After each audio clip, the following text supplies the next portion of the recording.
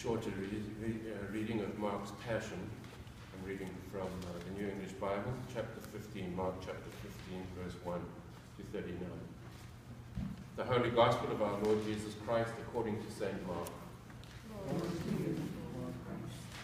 You won't find it in your leaflets, but I'm reading a short reading, not a dramatic reading. So just listen.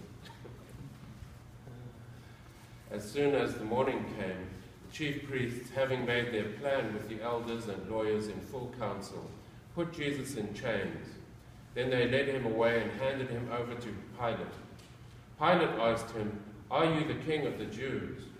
And he replied, "The words are yours." And the chief priests brought many charges against him. Pilate questioned him again, "Have you nothing to say in your defense? You see how many charges they are bringing against you." But to Pilate's astonishment, Jesus made no further reply. At the festival season, the governor used to release one prisoner at the people's request.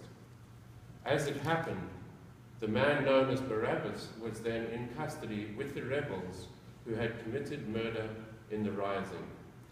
When the crowd appeared, asking for the usual favor, Pilate replied, "Do you wish me to release for you the King of the Jews?" For he knew that it was out of malice that they had brought Jesus before him. But the chief priest incited the crowd to ask him to release Barabbas rather than Jesus. Pilate spoke to them again, "Then what shall I do with the man you call King of the Jews?" They shouted back, "Crucify him." "Why, what harm has he done?" Pilate asked. But they shouted all the louder, "Crucify him." So Pilate, in his desire to satisfy the mob, released Barabbas to them. And he had Jesus flogged and handed him over to be crucified. Then the soldiers took him inside the courtyard, the governor's headquarters, and called together the whole company. They dressed him in purple, and plaiting a crown of thorns, placed it on his head. Then they began to salute him with, "Hail, the King of the Jews!" They beat him about the head with a cane, and spat upon him, and then knelt and paid mock homage to him. When they had finished their mockery, they stripped him of the purple and dressed him in his own clothes. They took him out to crucify him. The man called Simon from Cyrene, the father of Alexander and Rufus, was passing by on his way in from this country, and they pressed him into service to carry the cross. They brought him to the place called Golgotha, which means place of a skull. He was offered drugged wine, but he would not take it. Then they fastened him to the cross. They divided his clothes among them, casting lots to decide what each should have. The hour of crucifixion was 9 a.m, and the inscription giving the charge against him read, "The King of the Jews." 2 bandits were crucified with him, one on his right and the other on his left. The passers-by hurled abuse at him. "Aha," they cried, wagging their heads. "You would pull the temple down, would you, and build it in 3 days? Come down from the cross and save yourself."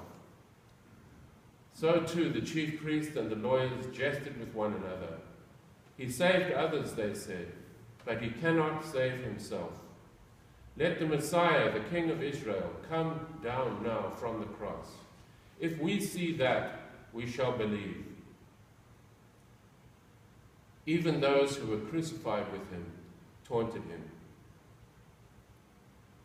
At midday, a darkness fell over the whole land, which lasted till 3 in the afternoon.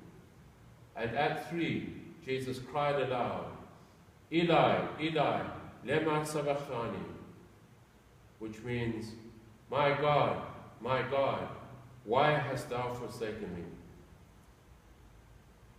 Some of the bystanders, on hearing this, said, "Hark, he's calling Elijah."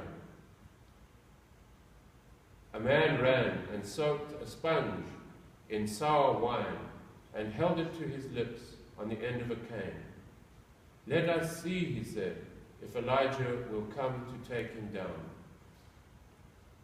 Then Jesus gave a loud cry and died.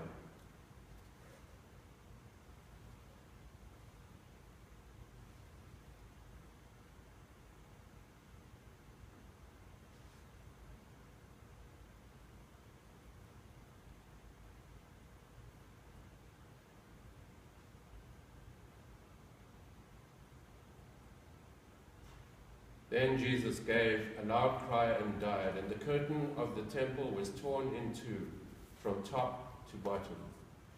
And when the centurion, who was standing opposite him, saw how he died, he said, "Truly, this man was a Son of God." The Gospel of the Lord.